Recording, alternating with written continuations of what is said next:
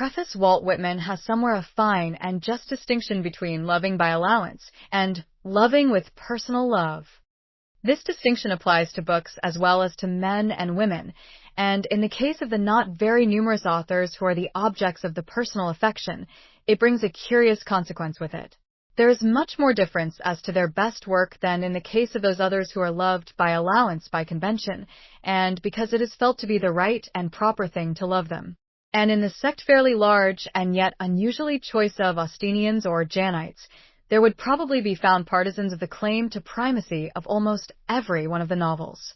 To some, the delightful freshness and humor of Northanger Abbey, its completeness, finish, and entrain, obscure the undoubted critical facts that its scale is small, and its scheme, after all, that of burlesque or parody, a kind in which the first rank is reached with difficulty. Persuasion, relatively faint in tone, and not enthralling in interest, has devotees who exalt above all the others its exquisite delicacy and keeping. The catastrophe of Mansfield Park is admittedly theatrical, the hero and heroine are insipid, and the author has almost wickedly destroyed all romantic interest by expressly admitting that Edmund only took Fanny because Mary shocked him, and that Fanny might very likely have taken Crawford if he had been a little more assiduous. Yet the matchless rehearsal scenes and the characters of Mrs. Norris and others have secured, I believe, a considerable party for it. Sense and sensibility has perhaps the fewest out-and-out admirers, but it does not want them. I suppose, however, that the majority of at least competent votes would, all things considered, be divided between Emma and the present book, and perhaps the vulgar verdict, if indeed a fondness for Miss Austen be not of itself a patent of exemption from any possible charge of vulgarity, would go for Emma. It is the larger, the more varied, the more popular. The author had by the time of its composition seen rather more of the world, and had improved her general, though not her most peculiar and characteristic dialogue. Such figures as Miss Bates, as the Eltons, cannot but unite the suffrages of everybody. On the other hand, I, for my part, declare for Pride and Prejudice unhesitatingly. It seems to me the most perfect, the most characteristic, the most eminently quintessential of its author's works, and for this contention in such narrow space as is permitted to me, I propose here to show cause. In the first place, the book, it may be barely necessary to remind the reader, was in its first shape written very early, somewhere about 1796, when Miss Austen was barely 21, though it was revised and finished at Chawton some 15 years later, and was not published till 1813, only 4 years before her death. I do not know whether, in this combination of the fresh and vigorous projection of youth and the critical revision of middle life, there may be traced the distinct superiority in point of construction, which, as it seems to me, it possesses over all the others. The plot, though not elaborate, is almost regular enough for Fielding. Hardly a character, hardly an incident could be retrenched without loss to the story. The elopement of Lydia and Wickham is not, like that of Crawford and Mrs. Rushworth, a coup de theatre. It connects itself in the strictest way with the course of the story earlier, and brings about the denouement with complete propriety. All the minor passages, the loves of Jane and Bingley, the advent of Mr. Collins, the visit to Hunsford, the Derbyshire turfet in after the same unostentatious, but masterly fashion. There is no attempt at the hide-and-seek, in-and-out business, which in the transactions between Frank Churchill and Jane Fairfax contributes no doubt a good deal to the intrigue of Emma, but contributes it in a fashion which I do not think the best feature of that otherwise admirable book. Although Miss Austen always liked something of the misunderstanding kind, which afforded her opportunities for the display of the peculiar and incomparable talent to be noticed presently, she has been satisfied here with the perfectly natural occasions provided by the false account of Darcy's conduct given by Wickham, and by the awkwardness, arising with equal naturalness, from the gradual transformation of Elizabeth's own feelings from positive aversion to actual love. I do not know whether the all-grasping hand of the playwright has ever been laid upon Pride and Prejudice, and I dare say that, if it were, the situations would prove not startling or garish enough for the footlights, the character scheme too subtle and delicate for pit and gallery. But if the attempt were made, it would certainly not be hampered by any of those loosenesses of construction, which, sometimes disguised by the conveniences of which the novelist can avail himself, appear at once on the stage. I think, however, though the thought will doubtless seem heretical to more than one school of critics, that construction is not the highest merit, the choicest gift, of the novelist. It sets off his other gifts and graces most advantageously to the critical eye, and the want of it will sometimes mar those graces appreciably, though not quite consciously to eyes by no means ultra-critical. But a very badly built novel which excelled in pathetic or humorous character, or which displayed consummate command of dialogue, perhaps the rarest of all faculties, would be an infinitely better thing than a faultless plot acted and told by puppets with pebbles in their mouths. And despite the ability which Miss Austen has shown in working out the story, I for one should put Pride and Prejudice far lower if it did not contain what seemed to me the very masterpieces of Miss Austen's humor and of her faculty of character creation, masterpieces who may indeed admit John Thorpe, the Eltons, Mrs. Norris, and one or two others to their company, but who, in one instance certainly, and perhaps in others, are still superior to them.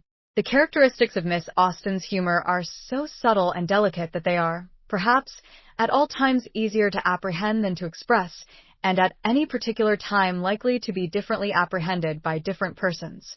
To me this humor seems to possess a greater affinity, on the whole, to that of Addison than to any other of the numerous species of this great British genus. The differences of scheme, of time, of subject, of literary convention, are, of course, obvious enough. The difference of sex does not, perhaps, count for much, for there was a distinctly feminine element in Mr. Spectator, and in Jane Austen's genius there was, though nothing mannish, much that was masculine. But the likeness of quality consists in a great number of common subdivisions of quality: demureness, extreme minuteness of touch, avoidance of loud tones and glaring effects. Also there is in both a certain not inhuman or unamiable cruelty. It is the custom with those who judge grossly to contrast the good nature of Addison with the savagery of Swift, the mildness of Miss Austen with the boisterousness of Fielding and Smollett, even with the ferocious practical jokes that her immediate predecessor, Miss Burney, allowed without very much protest. Yet, both in Mr. Addison and in Miss Austen there is, though a restrained and well-mannered, an insatiable and ruthless delight in roasting and cutting up a fool. A man in the early 18th century, of course, could push this taste further than a lady in the early 19th, and no doubt Miss Austen's principles, as well as her heart, would have shrunk from such things as the letter from the unfortunate husband in The Spectator, who describes, with all the gusto and all the innocence in the world, how his wife and his friend induce him to play at blind man's buff. But another Spectator letter, that of the damsel of 14 who wishes to marry Mr. Shapley, and assures her selected mentor that he admires your spectators mightily, might have been written by a rather more ladylike and intelligent Lydia Bennet in the days of Lydia's great-grandmother, while, on the other hand, some, I think unreasonably, have found cynicism in touches of Miss Austen's own, such as her satire of Mrs. Musgrove's self-deceiving regrets over her son. But this word, cynical, is one of the most misused in the English language, especially when, by a glaring and gratuitous falsification of its original sense, it is applied, not to rough and snarling invective, but to gentle and oblique satire.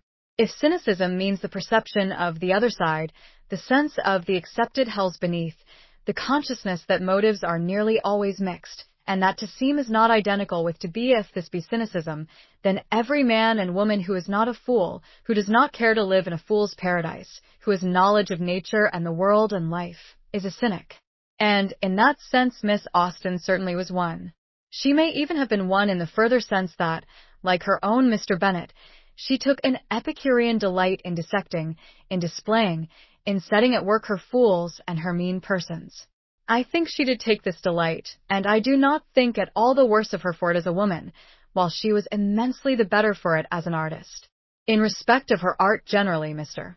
Goldwin Smith has truly observed that metaphor has been exhausted in depicting the perfection of it, combined with the narrowness of her field, and he has justly added that we need not go beyond her own comparison to the art of a miniature painter. To make this latter observation quite exact, we must not use the term miniature in its restricted sense, and must think rather of Memling at one end of the history of painting and Meissonier at the other, than of Causeway or any of his kind. And I am not so certain that I should myself use the word narrow in connection with her. If her world is a microcosm, the cosmic quality of it is at least as eminent as the littleness. She does not touch what she did not feel herself called to paint. I am not so sure that she could not have painted what she did not feel herself called to touch. It is at least remarkable that in 2 very short periods of writing, one of about 3 years, and another of not much more than 5, she executed 6 capital works, and has not left a single failure.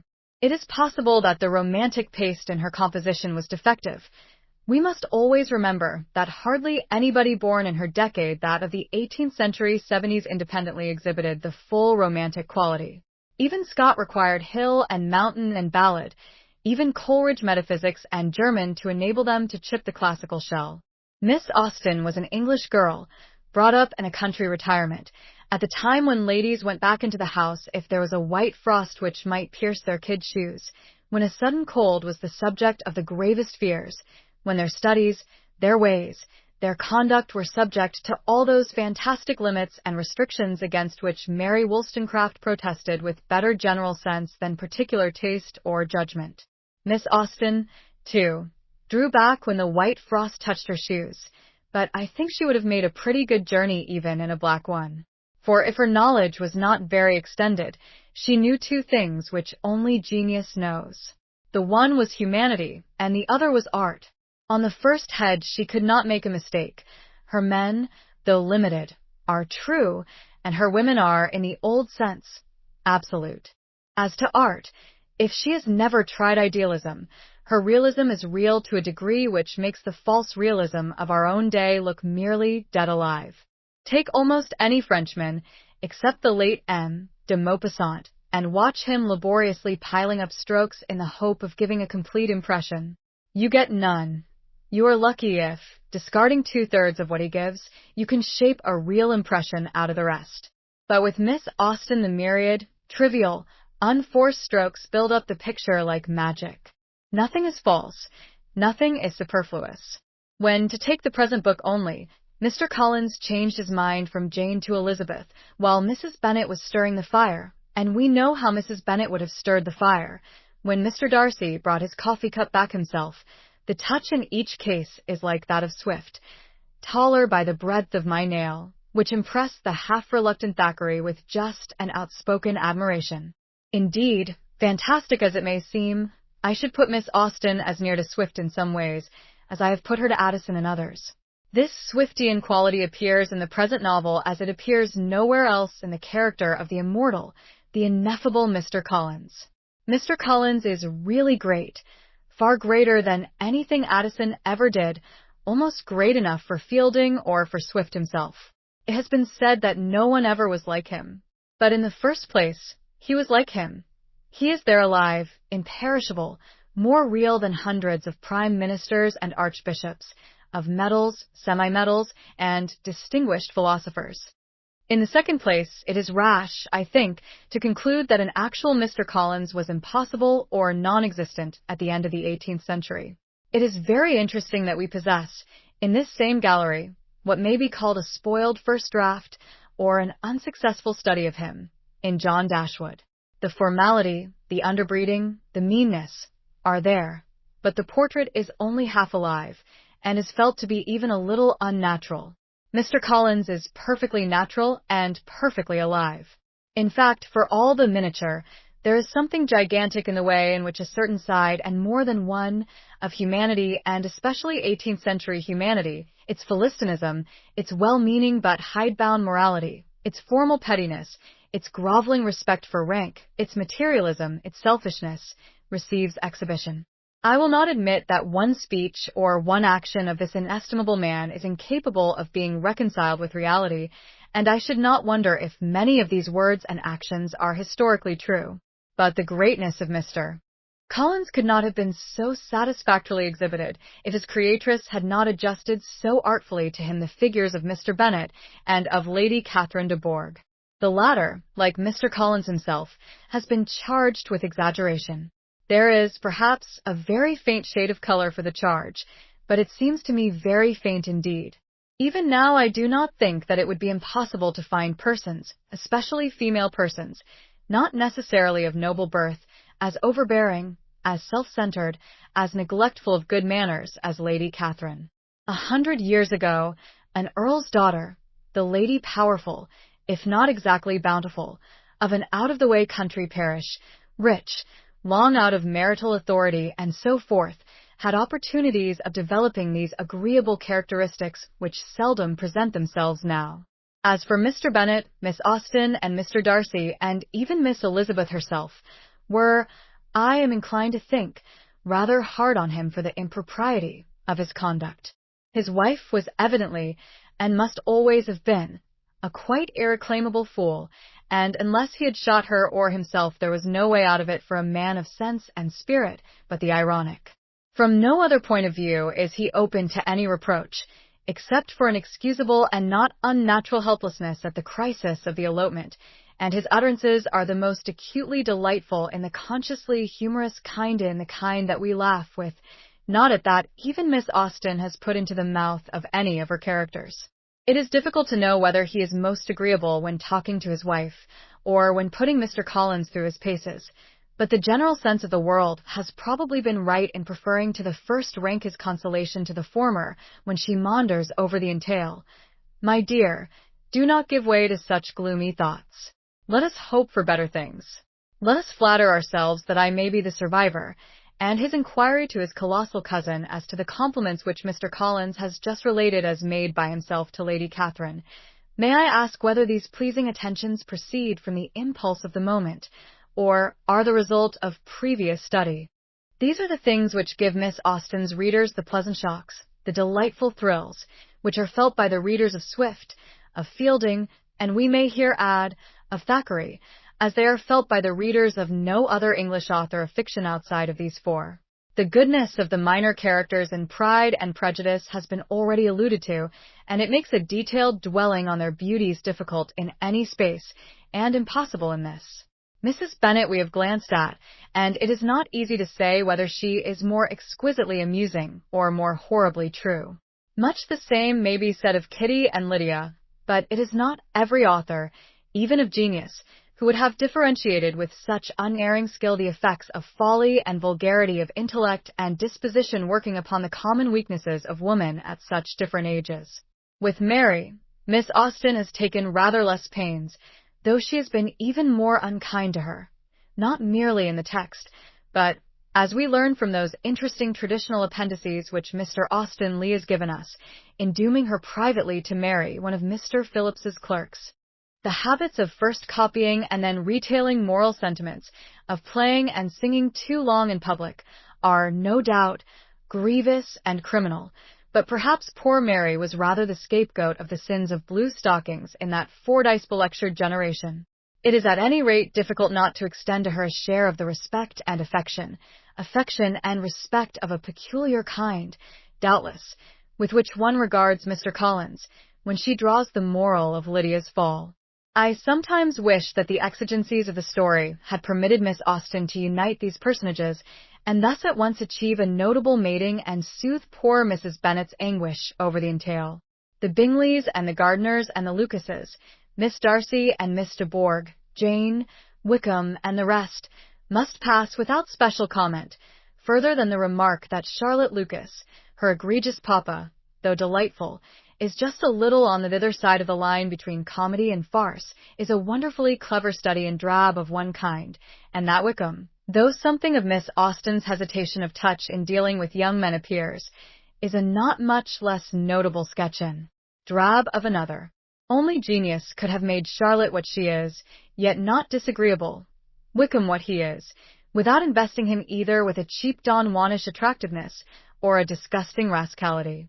But the hero and the heroine are not tints to be dismissed. Darcy has always seemed to me by far the best and most interesting of Miss Austen's heroes, the only possible competitor being Henry Tilney, whose part is so slight and simple that it hardly enters into comparison. It has sometimes, I believe, been urged that his pride is unnatural at first in its expression and later in its yielding, while his falling in love at all is not extremely probable.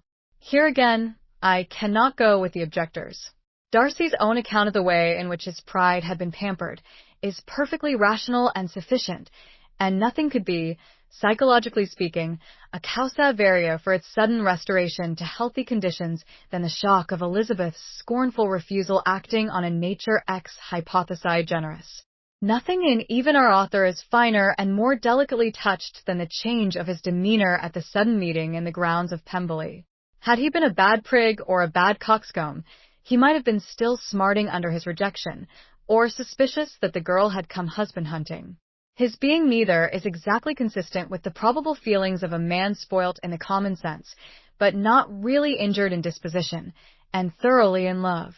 As for his being in love, Elizabeth has given as just an exposition of the causes of that phenomenon as Darcy has of the conditions of his unregenerate state, only she has of course not counted in what was due to her own personal charm. The secret of that charm many men and not a few women, from Miss Austen herself downwards, have felt, and like most charms it is a thing rather to be felt than to be explained. Elizabeth of course belongs to the Allegro or Allegra division of the army of Venus. Miss Austen was always provokingly chary of description in regard to her beauties, and except the fine eyes, and a hint or two that she had at any rate sometimes a bright complexion, and was not very tall, we hear nothing about her looks. But her chief difference from other heroines of the lively type seems to lie first in her being distinctly clever, almost strong-minded, in the better sense of that objectionable word, and secondly, in her being entirely destitute of ill nature for all her propensity to tease, and the sharpness of her tongue. Elizabeth can give at least as good as she gets when she is attacked, but she never scratches, and she never attacks first. Some of the merest obsoletenesses of phrase and manner give one or two of her early speeches a slight pertness, but that is nothing, and when she comes to serious business, as in the great proposal scene with Darcy, which is, as it should be, the climax of the interest of the book, and in the final ladies' battle with Lady Catherine, she is unexceptionable. Then, too, she is a perfectly natural girl. She does not disguise from herself or anybody that she resents Darcy's first ill-mannered personality with as personal a feeling. By the way, the reproach that the ill manners of this speech are overdone is certainly unjust, for things of the same kind, expressed no doubt less stiltedly but more coarsely, might have been heard in more than one ballroom during this very year from persons who ought to have been no worse bred than Darcy. And she lets the injury done to Jane and the contempt shown to the rest of her family aggravate this resentment in the healthiest way in the world.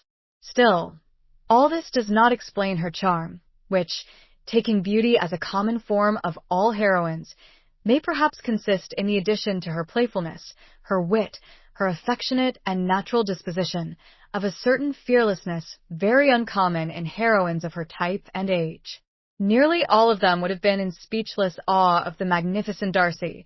Nearly all of them would have palpitated and fluttered at the idea of proposals, even naughty ones, from the fascinating Wickham.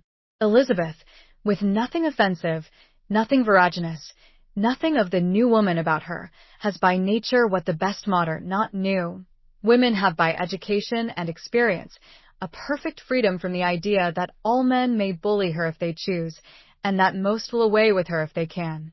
Though not in the least impudent and mannish grown, she has no mere sensibility, no nasty niceness about her. The form of passion common and likely to seem natural in Miss Austen's day was so invariably connected with the display of one or the other, or both of these qualities, that she has not made Elizabeth outwardly passionate. But I, at least, have not the slightest doubt that she would have married Darcy just as willingly without Pemberley as with it, and anybody who can read between lines will not find the lovers' conversations in the final chapters so frigid as they might have looked to the Della Cruz scans of their own day, and perhaps do look to the Della Cruz scans of this. And after all, what is the good of seeking for the reason of charm? It is there. There were better sense in the sad mechanic exercise of determining the reason of its absence where it is not. In the novels of the last 100 years, there are vast numbers of young ladies with whom it might be a pleasure to fall in love. There are at least 5 with whom, as it seems to me, no man of taste and spirit can help doing so. Their names are, in chronological order, Elizabeth Bennet, Diana Vernon, Arjmone Lavington, Beatrix Esmond, and Barbara Grant. I should have been most in love with Beatrix and Argemone. I should, I think, for mere occasional companionship, have preferred Diana and Barbara. But to live with and to marry, I do not know that any one of the four can come into competition with Elizabeth.